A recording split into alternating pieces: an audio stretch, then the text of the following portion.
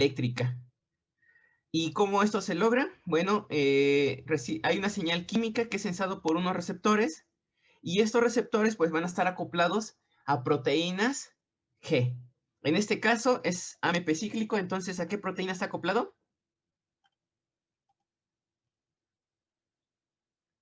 ¿Cuál es la proteína G? ¿Qué vía de señalización lleva? Si el efector es el AMP cíclico, si el segundo mensajero es AMP cíclico. Ajá, exactamente. Es la GS. Muy bien. Entonces, el AMP cíclico al final va a activar la PK y la PK va a fosforilar canales de iones, ¿no? En este caso va a ser los canales de sodio. Y esto va a permitir la despolarización de estas neuronas sensitivas. Ujú. Y esas neuronas sensitivas van a hacer sinapsis con el nervio olfatorio, o más bien con el nervio olfatorio, que en su parte terminal es el bulbo olfatorio. Ajá. Este bulbo olfatorio contiene las neuronas nerviosas, las que van a transmitir información hacia el sistema nervioso central. Ajá. Este nervio olfatorio va a comunicarse directamente con la corteza olfatoria primaria. Ujú. Fíjense en algo, a diferencia de los otros gustos, de otros sentidos, como es el gusto, o por ejemplo el tacto, el, el olfato pasa directamente al sistema nervioso central. El gusto, si lo recuerdan, están aquí las papilas gustativas, están los receptores, transducen la información química en energía eléctrica y estas neuronas se comunican con el sistema nervioso central, pero no directamente eh, a la corteza sensorial primaria, sino pasa directamente hacia el puente o hacia el nivel del bulbo raquídeo, hacia el tallo cerebral. Ajá. Y a partir del tallo cerebral hace sinapsis para llegar a las diferentes áreas que corresponden o que van a ser el siguiente paso para el procesamiento de estos sentidos. Ujú. Pero el bulbo olfatorio no. Ese es un sentido en el que directamente pasa a su zona primaria sensorial, ajá, de la corteza cerebral. Entonces es algo muy peculiar de este sentido. Nuestro sentido del olfato, pues sí es muy agudo, pero a diferencia de otros animales, como los perros, ¿qué serán? Los lobos, ¿qué otro animal podría ser? Los gatos, no está tan desarrollado. Ajá, nosotros lo tenemos muy subdesarrollado. Nosotros aproximadamente podemos detectar, me parece, si bien recuerdo, más o menos como unos 1000 olores. Ujú. En cambio, los perros pueden oler hasta 10,000. Ajá. Entonces es increíble la cantidad de sustancias químicas que pueden oler estos animales. Ujú. Ah, ese es el sentido del olfato. Vamos a pasar al sentido de la vista. De todos los sentidos que tenemos, siento yo, a mi parecer, este es el más complejo. Ujú. Y, de hecho, para la práctica, ya vieron que hay ciertos experimentos que involucran la vista. Ajá. En mi opinión, siento que a los que están en la vista es de los más complicados de explicar, pero es de los más fascinantes y de los más bonitos que el ser humano puede tener. ¿Por qué? Bueno, ahí les va. Todos en la secundaria, yo creo que ya vieron más o menos cómo está compuesto el ojo, ¿no? Que está la retina, el cristalino, la pupila, la córnea. Ajá. Sí, sí, ¿lo recuerdan o no lo recuerdan? ¡Oli! Sí, sí, lo recordamos. ¿Sí? Ah, bueno. Pues justamente ahorita vamos a hablar la parte de los receptores. Ujú. El haz de luz que proviene del exterior llega justamente a la parte interna, ajá, toda esta parte interna del globo ocular. Ajá. Justamente en esta parte interna encontramos a nuestros fotorreceptores, todos esos receptores que van a detectar esa señal electromagnética. Ujú. Vamos a ver que hay dos tipos de receptores. Están los conos y los bastones, los cuales dentro de su estructura o de los componentes que tienen ellos, es que tienen un pigmento. Ujú. Tenemos una molécula transmembranal, una proteína transmembranal que es la rodopsina. Ajá. Y aparte de ello, tenemos otros que es la opsina y el retinal. Cuando el haz de luz entra por nuestro ojo, llega justamente a la membrana, bueno, a la parte basal del globo ocular, y esa luz incide sobre los receptores que se encuentran en ella. Ajá. Esta luz, ¿qué es lo que va a hacer? Ah, pues lo que va a hacer es cambiar la configuración espacial del retinal. Ujú. El retinal, como les decía, es una molécula inorgánica que se encuentra dentro de la rodopsina, ajá, y que también, bueno, está acoplándose a la rodopsina y a la opsina, ajá, y que en presencia de luz tiene una conformación cis, perdón, en ausencia de luz tiene una conformación cis, ujú, y con la luz, este cambia su conformación a trans. Este cambio peculiar bueno, esa transformación de cis a trans promueve que el receptor, todo ese receptor, cambie nuevamente su configuración y se acople a proteínas G. Ujú. En este caso, el- esa proteína G es igual trimérica, pero a diferencia de las proteínas GS que forman el AMP cíclico, aquí vamos a tener el GMP cíclico. Ujú. Y esto va a permitir que también se despolarice nuestra célula, justamente ya sea un cono o un bastón, y esto va a despolarizarlo. ¿Para qué? Para que se dé la exocitosis de nuestro neurotransmisor. Ujú. La excitación, bueno, sí, la exocitosis de nuestro neurotransmisor, pues va a generar en la segunda neurona un potencial electrotónico. Y si hay una mayor frecuencia de disparo de esta neurona sensora, entonces se va a generar un potencial de acción y de esta manera la energía electromagnética puede ser transformada a energía eléctrica, o sea, en un potencial de acción. Ujú.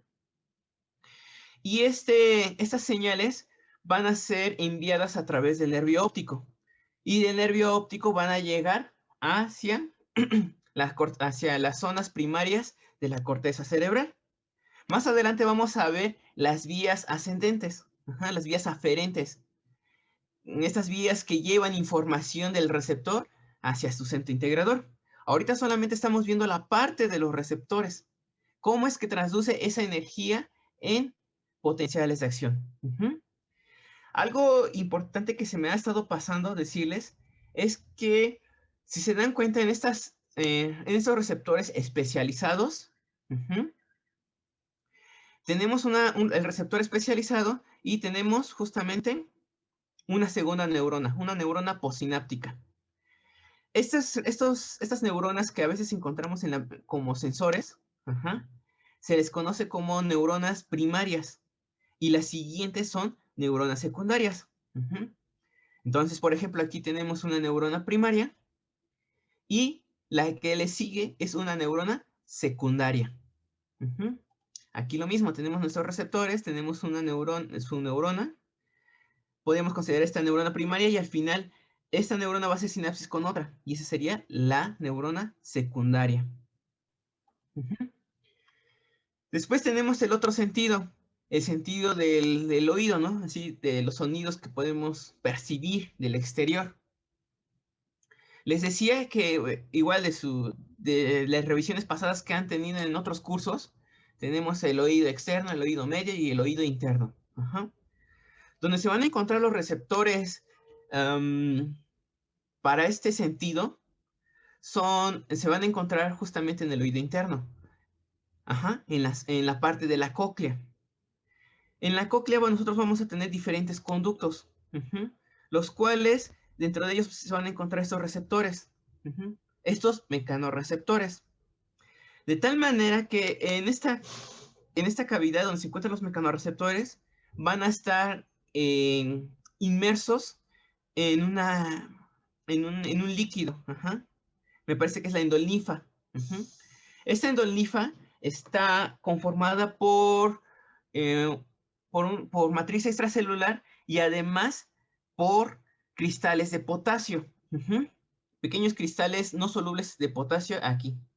De tal manera que cuando las vibraciones del aire que produce cualquier ruido entran por el conducto auditivo y llegan justamente a la cóclea. Al llegar a la cóclea, van a generar ondas en este líquido. Al generar estas ondas, van a mover estos mecanorreceptores que se encuentran justamente en esta cavidad. Y al generarse ondas y estimular esos mecanorreceptores que estaban en una posición basal, se van a empezar a mover de un lado hacia otro. Ese movimiento de un lado a otro va a permitir que se abran canales dependientes de deformación. Estos canales de dependientes de formación es más que nada canales que se van a abrir cuando exista un estímulo mecánico. De tal manera que si se mueve hacia un lado, este receptor va a jalar, vamos a llamarlo así, vamos a ponerlo de esta manera, que va a jalar la compuerta de apertura para que ahora entren los iones potasio. Y también iones calcio, pero es en pequeña cantidad. Como ambos iones son cationes tienen carga positiva, entonces, ¿qué es lo que va a generar? Pues una despolarización o potenciales electrotónicos.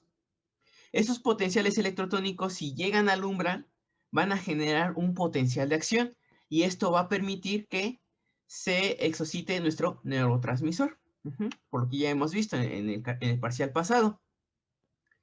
Así como es este mecanismo para poder escuchar sonidos, de transformar esa energía sonora, ese estímulo mecánico del aire, así también es el mismo mecanismo para señales propioceptivas a nivel vestibular. No sé si alguna vez ustedes han subido a ese jueguito que está en los parques, que es como un carrusel, y que se agarran y empiezan a dar vueltas a alta velocidad. Se bajan y ¿qué es lo que pasa? Pues te mareas. Ajá, exactamente. Si tú eres la víctima, pues te empiezas a marear, ¿no? Y empiezas a ver que todo tu alrededor está dando vueltas. Pero si tú eres el ejecutor y tú pones a tu mejor amigo o a alguien como víctima y que se sube a ese juego, ¿qué es lo que observas de él? En los ojos. De que le vibran como que están perdidos, ¿no? Exactamente, ¿no? Algo así como en el meme que apenas salió, de estoy agarrando señal. No sé si lo han visto. Sí. Así que estaba drogado. Ajá. Y no sé, hay una pequeña parte donde el muchacho sus ojos empiezan a girar de un lado a otro, ¿no? A moverse en lateral, en forma lateral. Ahí, por ejemplo, cuando la persona se sube a este juego y empieza a dar vueltas, ¿qué es lo que pasa? La fuerza centrípeta del movimiento hace que la endolinfa que se encuentra en nuestro, ¿cómo se le llama? En nuestro oído interno, empiece a moverse. Y al moverse, justamente mueven estos mecanorreceptores. Y estos mecanorreceptores empiezan a generar señales que dicen, se está moviendo. Y entonces, aparte de que está escuchando los gritos de sí, sigue más, aparte está generando señales que van directamente hacia la corteza somatosensorial primaria. Y le están diciendo, te estás moviendo. Y cuando paran en brusco o de repente, esa fuerza centrípeta todavía sigue ejerciendo efecto sobre este líquido y todavía se siguen moviendo o se siguen inclinando estos mecanorreceptores. Y entonces el cuerpo está creyendo que realmente está girando el mundo. Por eso se da ese efecto justamente en los ojos. Porque como les decía al principio, estos sentidos no solamente se comunican con su zona de la corteza sensorial que le corresponde, sino también pueden comunicarse, por ejemplo, a otras.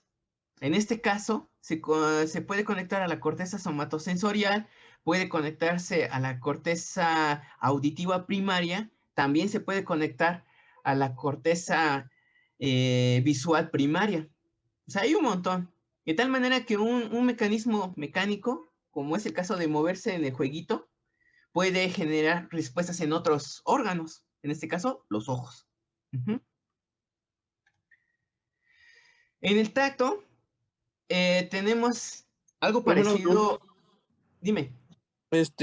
Mencionó de los mecanorreceptores. Bueno, al momento que se provocan las ondas de que llegan el sonido, Ujú. se estimulan esos mecanorreceptores y el movimiento de ellos abren unos canales. Ajá. ¿Cuál era el nombre de los canales? Fíjate, son canales dependientes de deformación. Dependientes de deformación. De deformación, ajá, exacto. Ah, Ya vimos que hay canales dependientes del ligando, ¿no? Por ejemplo, los adrenérgicos, los dopaminérgicos. Hay canales dependientes de voltaje, como los que observamos en las neuronas para generar el potencial de acción. Y también hay canales dependientes de deformación, es decir, dependen de un estímulo mecánico para poderse abrir. Eso los encontramos mucho, por ejemplo, aquí en los sentidos, tacto y audición, y también se encuentran mucho, mucho, mucho en los intestinos y prácticamente en todo el músculo liso, todo lo que sea tejidos huecos, ajá, vasos sanguíneos, intestinos,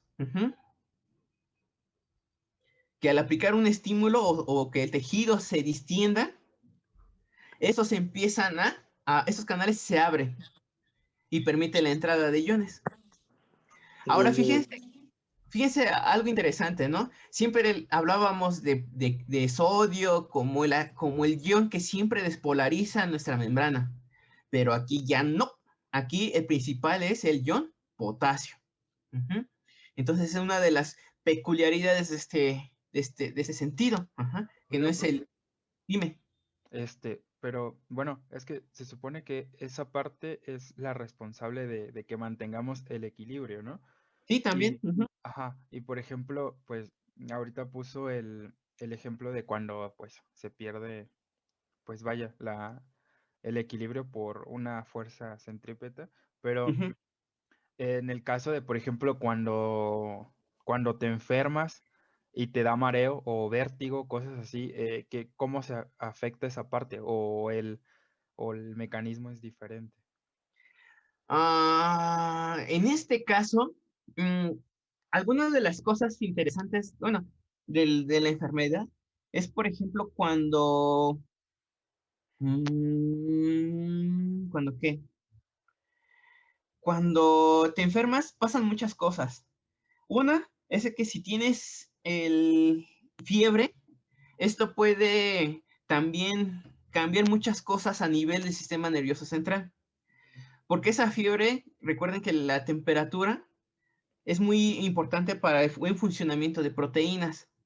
Ujú. Si empieza a variar mucho, bueno, en el estricto sentido, bueno, no en el estricto sentido, sino hablando de manera general, si varía fuera del rango de las proteínas que detectan o que son responsables de la transducción de la señal y son afectadas por esta fiebre, pues entonces la señal se empieza a distorsionar y entonces empezamos a sentir mareos.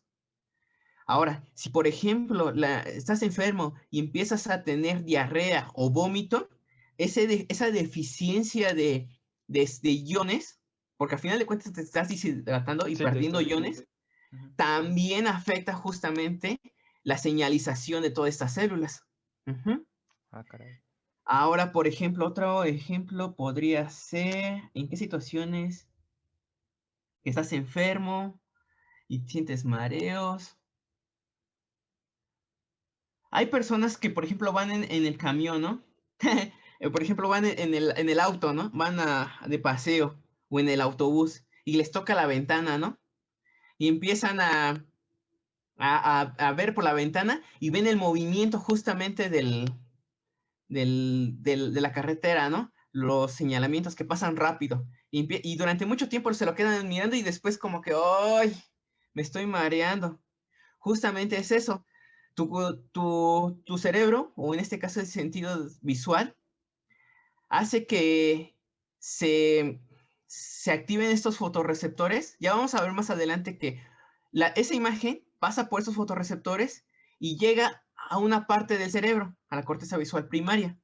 Y en la corteza visual primaria se empiezan a detectar diferentes cosas, no solamente el color. Por ejemplo, yo les diría, eh, nosotros qué vemos, sí, en la vida real, Ahí tiene vemos que ver, colores, pero ¿qué más vemos? pues, el movimiento. Bueno, se supone que, por ejemplo, el cerebro, bueno, a través de los ojos toma como que, por así decirlo, fotos, ¿no? Ujú. Entonces, conforme se van, bueno, conforme se va viendo el entorno, se va construyendo, bueno, el cerebro va construyendo como que el plano de la realidad, por así decirlo, Ah, de exacto. aquí es arriba, aquí es abajo, Exacto. esto es enfrente, pero cuando, bueno, con lo que usted dice, creo que tiene que ver con el hecho de que tiene que ver con un límite de imágenes, por así decirlo. O sea, Mm, ujú.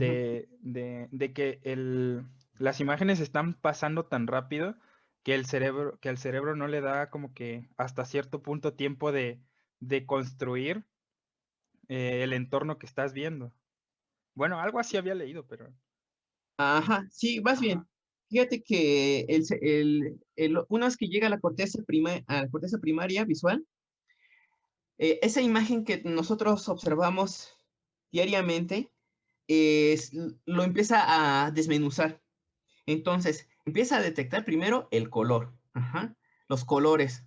Una vez que los colores, también empieza a desglosar si es, como tú dices, si está arriba o si está abajo. Ujú.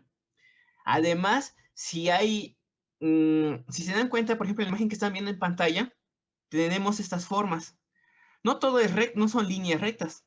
Tenemos algunas, ¿no? Por ejemplo, el contorno de este cuadrito, pero también tenemos líneas curvas. Entonces el cerebro también empieza a procesar eso. Hay líneas rectas, hay líneas verticales, hay líneas curvas. También empieza a ver si hay una imagen tridimensional, si hay fondos, ¿no? Porque a veces solamente observamos, por ejemplo, aquí ¿cómo se le llama? Una imagen, pero podemos ver una fotografía en el cual se puede observar que tiene un fondo, tiene una parte tridimensional. Ujú. Entonces todo eso se empieza a desglosar. De tal manera que cuando empieza a moverse las imágenes que vamos en el camión, el cerebro empieza, como hay mucha repetición de este estímulo, todavía sigue mandando señales, a pesar de que nosotros estamos justamente alejados ya de ese estímulo. Y entonces empieza a asociarse con otras áreas. Y eso también puede provocar mareos, vómito. Ujú. Ahora, eh, hay veces en que también cuando nos enfermamos creemos que que, que, por ejemplo, el mareo o el vómito sea generado por una pérdida, está relacionado con lo sensorial, pero realmente no. Ya vamos a ver en sistema digestivo que existen mecanismos a nivel del tracto digestivo que también pueden inducir el vómito, ¿no? Ujú. Hay mecanorreceptores o quimiorreceptores en el tracto digestivo que también pueden inducir el vómito. o inclusive en la siguiente práctica, de este lunes al otro, vamos a poder estimular ciertas regiones de nuestra cavidad bucal, en el cual al tocar cierta región, por ejemplo en el paladar, podemos estimular el vómito. No sé si alguna vez a ustedes les ha tocado que comen y ciertos residuos de la comida pasan por la campanita que tenemos en la garganta. Y entonces sentimos como que una sensación así medio desagradable y queremos como que vomitar o toser.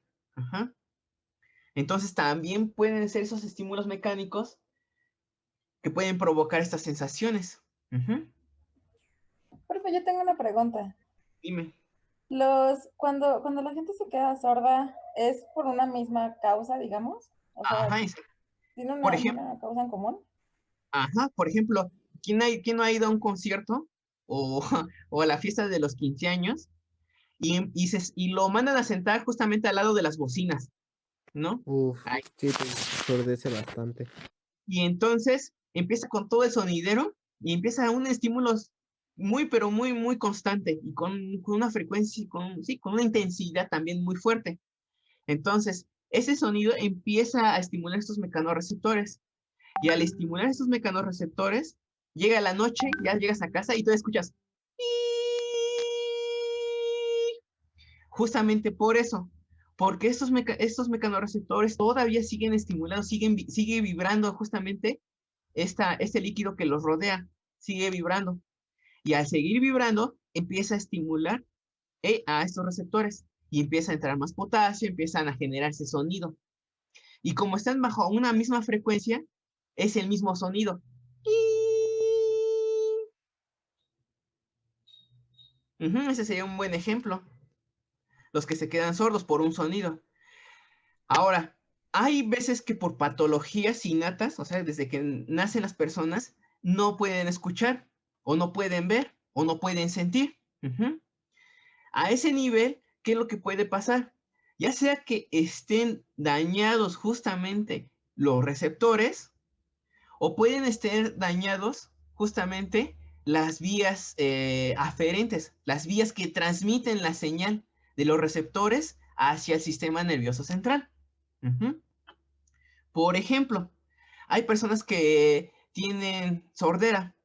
Puede que a nivel de esta parte esté dañado o que no se hayan desarrollado estos huesecillos. Los huesecillos del oído medio, lo que es el martillo y el yunque y el estribo, no se hayan desarrollado bien. Entonces pueden existir ya sea aparatos que por una parte amplifiquen el sonido y hagan que la frecuencia del sonido sea mucho más fuerte para que esos huesecillos vibren y transmitan la vibración hacia el oído interno. O he escuchado que ya hay nuevos aparatos o equipos que mandan pequeñas señales eléctricas directamente hacia la cóclea o hacia donde se encuentran estos receptores. Y al mandar esas señales eléctricas, se saltan este paso y van directamente hacia el nervio auditivo. Transforman la señal auditiva en una señal eléctrica y directamente al nervio auditivo. Entonces, depende de dónde esté el daño, existen diferentes mecanismos para poder ayudar a este tipo de pacientes. En el caso del tacto, igual lo mismo. Existen estímulos mecánicos que deforman a los receptores que se encuentran en nuestra piel, en nuestra dermis. Y al deformarlos permite la entrada de sodio. Y la entrada de sodio pues ya despolariza y se logra la generación del potencial de acción o la liberación de un neurotransmisor, y ese neurotransmisor pues ya puede generar en la siguiente neurona un potencial de acción. En dado caso que hay personas que no pueden sentir, de hecho no me acuerdo cómo se llama la enfermedad, que hay niños que no sienten nada, se pueden cortar, se pueden mutilar y no sienten nada, que son los niños, es que no son los de cristal, no me acuerdo cómo se llama la enfermedad. En este caso, ¿cuál podría ser? Una deficiencia justamente en la activación de estos receptores o en las vías aferentes del dolor. Puede haber una mutación en los canales dependientes de voltaje, una mala, ¿cómo se le llama? Podría haber una falta de mielinización en los axones, cosas así. Eso último es lo que pasa con las personas diabéticas, ¿no? Por eso pierden sensibilidad. Exactamente. Exactamente. Hay una pérdida de la mielina. Y al ver una pérdida en la mielina de los axones, pues esto también disminuye la velocidad de conducción del estímulo.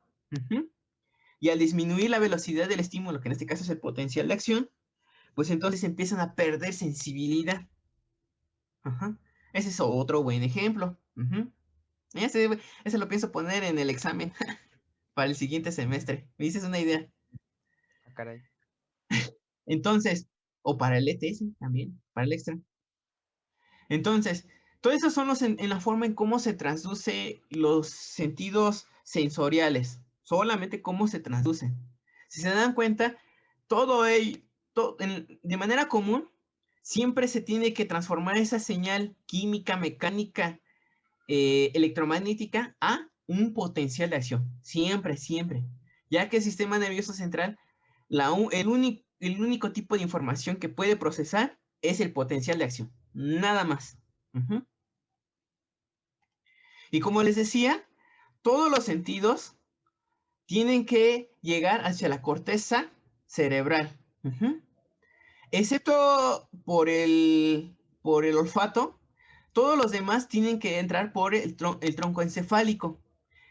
Y todos estos sentidos entran por el tronco encefálico y ya se distribuyen a sus respectivas zonas que le corresponden.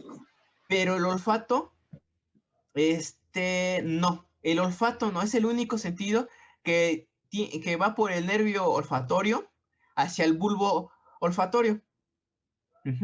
Y es ahí donde se procesa la información. No pasa por el tronco encefálico. El ojo o el sentido visual sí pasa por el tronco encefálico, si se dan cuenta. Y de aquí se distribuye hacia las diferentes zonas. Lo que es la audición, el equilibrio y el gusto. Noten aquí también que tenemos a los sentidos somáticos. Todo lo que se refiere por debajo de la cabeza y lo que se refiere hacia el tacto, ¿no? Toda esa sensación de presión, de propiocepción a nivel de las extremidades. También entra por el tronco encefálico. Y esto es lo que les decía. Tenemos justamente nuestros receptores, ya sea especializados o son neuronas simples o encapsulados. Y estos van a ser considerados como neuronas sensitivas primarias. Son las primeras neuronas que van a recibir la información del exterior. Y estos van a ir hacia el sistema nervioso central y van a hacer sinapsis. Recuerden que el sistema nervioso central tenemos a la médula espinal y al encéfalo. Entonces, esa neurona primaria va a hacer sinapsis con otra neurona, que en este caso es la neurona secundaria.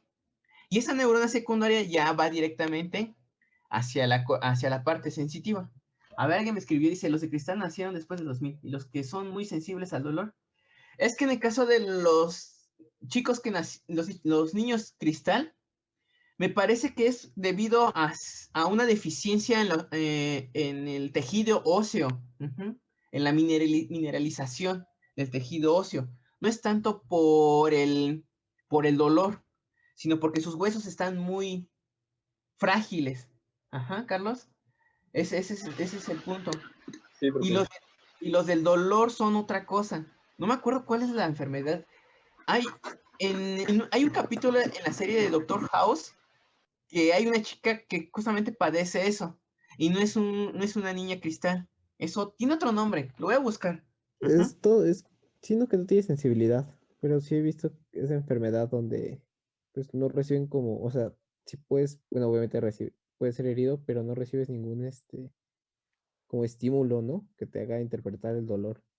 Bueno, ajá, sí puedes recibir el estímulo, pero no tienes esa de codificación de que este estímulo es dolor. Porque sí le puedes pegar y está recibiendo el estímulo, pero el muchacho va a decir, ¡ja! ¿A poco eso es todo? Pues no, no va a sentir esa interpretación del estímulo. Ajá. Les digo, ahí en el capítulo de Doctor House hay un capítulo de esa serie. Hay una chica que inclusive la operan sin anestesia. Y ahí aparece que hasta la están cortando sin sedación y le sacan un parásito, ¿no? Es probable que a lo mejor algunas enfermedades pues tengan que llegan a... Ajá, es una enfermedad genética. Puede ser por una mutación en estos receptores sensoriales, puede ser una mutación en los canales dependientes de voltaje, puede ser una mutación o una malformación del tejido nervioso a nivel fetal, ¿no? Sí, todo desarrollo embrionario. Sí, puede ser un montón de factores, ¿no? Que pueden generar esa enfermedad. Entonces, les decía, esta es la neurona primaria y esta es la neurona secundaria, que ya sea que vaya directamente al encéfalo o, en este caso, pudiera irse directamente hacia el efector, que puede ser un músculo, una glándula, etc. Ahorita solamente nos vamos a quedar con la idea de que esa neurona primaria hace sinapsis con una neurona secundaria y esa se dirige hacia a otra sección de la médula espinal o hacia el encéfalo. Ahora bien, cada una de esas neuronas primarias tiene cierta región que está sensando. Aquí tenemos, por ejemplo, esta neurona que está sensando este campo, esta área. Tenemos esta neurona primaria que está sensando este campo. Tenemos aquí esta neurona que está sensando campo o está sensando esta área. Si se dan cuenta, cada neurona está sensando un área de cierta región de la piel. En este caso, si hablamos del tacto, ¿no?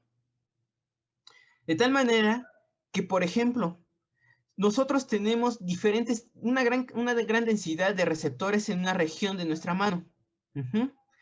Esos receptores pues comunican con sus neuronas primarias y mandan la señal. Yo aquí tengo un compás. Yo pico aquí y ese receptor va a mandar la señal de decir, me están presionando, me están picando. Hago mi transducción de señal y mando la información a través de la neurona primaria y hago sinapsis con la neurona secundaria. Aquí tengo otro receptor junto con su estímulo. Lo pico aquí. Me está dando justamente una señal. Yo la transduzo, bueno, la neurona primaria la transduce, la distribuye y hace sinapsis con la neurona secundaria. Pero ¿qué pasa? Fíjense, todas estas neuronas que están sensando este campo, solamente se comunican con una neurona secundaria. De tal manera que si yo pico aquí y aquí, ¿qué es lo que va a decir el encéfalo? Bueno, el cerebro. ¿Hay dos estímulos o un estímulo?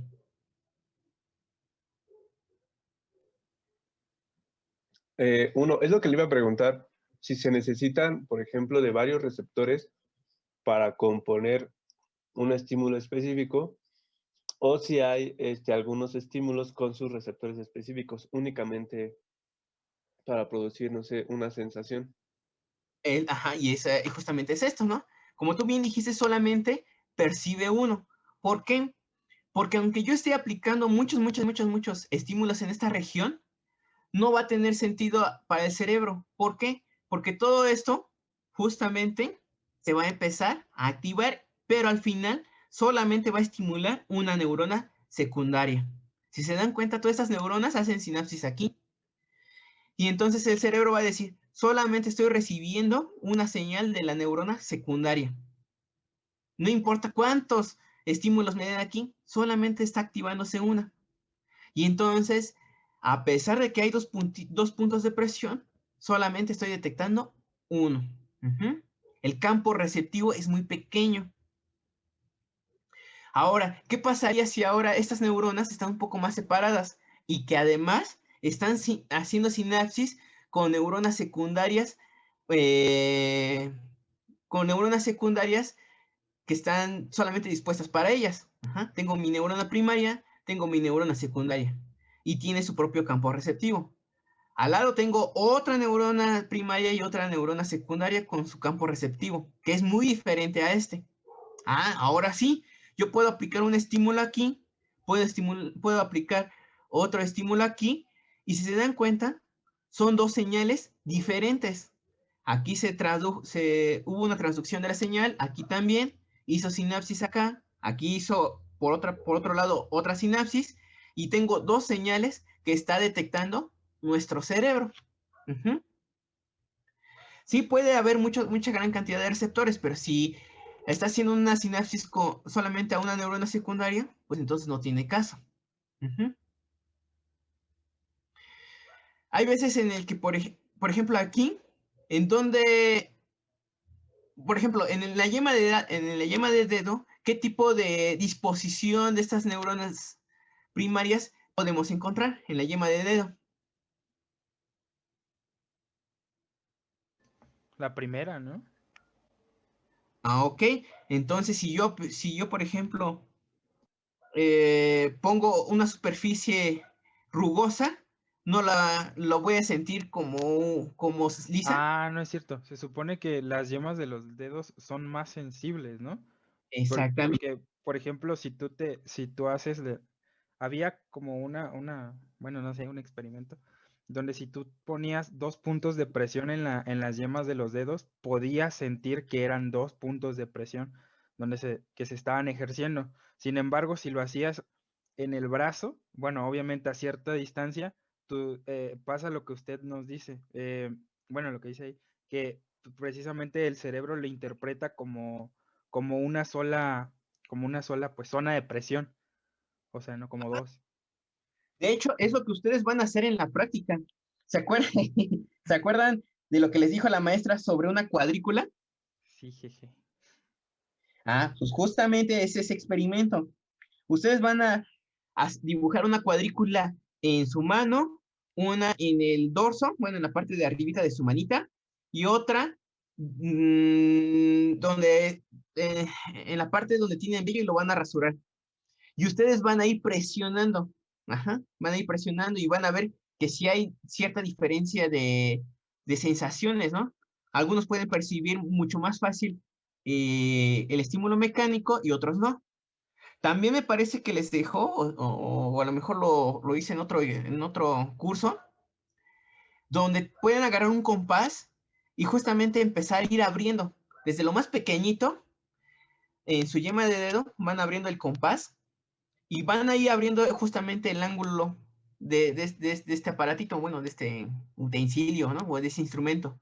Y van a ver cómo es conforme van abriendo, se va perdiendo el estímulo o van detectando más estímulos. Uh-huh. Eso lo pueden hacer en casita si tienen un compás. Y ir abriéndolo, lo pueden experimentar en su yema de dedo, en la palma, en el dorso de la mano o inclusive en la espalda. Uh-huh. Y van a ver cómo es que justamente esa distancia entre esos dos puntos modifica la sensación de estímulos que pueden percibir. Hay quienes que a lo mejor está muy abierto el compás y van a decir, solamente me estás estimulando un punto. Uh-huh. O hay veces en el que está muy, muy pequeñito y pueden detectar las dos puntas. Uh-huh. Pero a eso se debe el campo el campo perceptivo. Uh-huh. Por esa convergencia de señales de estas neuronas primarias, uh-huh, que transmiten esa información del estímulo. ¿Sí? ¿Sí queda claro? ¿Tienen dudas hasta aquí, chicos? ¿O me voy muy rápido? Va bien. Muy bien. Oigan, y cuando nos pegan, como decimos todos, en el reflejo, por ejemplo, en las rodillas, y las bombemos involuntariamente, ¿ahí qué pasa? Ok. Es que fíjate, aquí solamente estamos hablando de receptores sensoriales, todo lo que se refiere a estímulos mecánicos. Pero vamos a ver más adelante que hay también receptores propioceptivos. Dirás, propioceptivos, pues, ¿qué tiene que ver con eso de la patada, ¿no? De los reflejos. Porque tenemos receptores propioceptivos que detectan ¿cómo se le llama? La posición del cuerpo. Ahí te va. Fíjate, cuando estás parado, o sea, estás parado y tus piernitas están rectas, ¿no? Ajá. Ahora imagínate que vas en la patineta, te subes a la patineta y empiezas a rodar. Tú hay como que un topecito y lo subes. Justamente ese Ajá. tope, ¿qué es lo que hace? ¿Qué hacen tus piernas? Flexionan. Se flexionan, ¿no? Y al Sí. flexionarse hay un cambio de tensión en tus músculos. Por una Ajá. parte se tienen que flexionar ay, se me fueron los nombres, siempre se me olvidan esos nombres. Los músculos que están detrás de la pierna. Esos se flexionan, ¿para qué? Para amortiguar. Y ese flexionamiento o esa relajación momentánea de los músculos van a estimular a esos mecanorreceptores que se encuentran en las articulaciones. Y esos mecanorreceptores son los receptores propioceptivos. Y esos receptores propioceptivos te van a decir, ¿sabes qué? Tienes que flexionarte para nuevamente incorporarte y mantener el equilibrio del cuerpo y no caerte. Cuando te pegan vas al médico y te pegan justamente en la mera rodillita, hacen un estímulo mecánico. Es un estímulo mecánico que activan esos mecanorreceptores, esos receptores propioceptivos. Y entonces inmediatamente mandan la señal hacia el sistema nervioso central, es decir, a la médula espinal, para que se flexione. Ajá. Ajá. Y es por eso que damos la patadita. Oh. Ajá, exacto. Sí, oh. Y eso lo pueden observar muy bien, digo, que en patineta, cuando van en bici, ¿en qué otra parte? Ah, cuando, Con patines. o con patines, ajá, exacto. Hay muchas maneras, ¿no? Los que hacen deportes, en los que hacen ballet principalmente. El Vas parkour. en el parkour también. Uy, ahí en el parkour pones pones al máximo todos. Bueno, y de hecho al rato les voy a pasar un video sobre en qué situaciones se ponen a prueba todo esto, lo que estamos hablando. ¿Qué otra cosa? Ah, y ahora, por ejemplo, ya vimos que si yo aplico un estímulo aquí, inmediatamente puede ser, ¿cómo se llama? Puede ser identificado por esas neuronas primarias, ¿no? Y comunicado por las neuronas secundarias, ya sea de manera individual, bueno, una por una, de primaria a secundaria, o que varias neuronas primarias puedan comunicarse con una neurona secundaria. Ahora, ¿cómo puedo decir que realmente está en esta región, ¿no? Y no que pueda comunicarse en otras partes. O que solamente en esta región pueda detectar y que por alguna circunstancia estas neuronas no se puedan activar.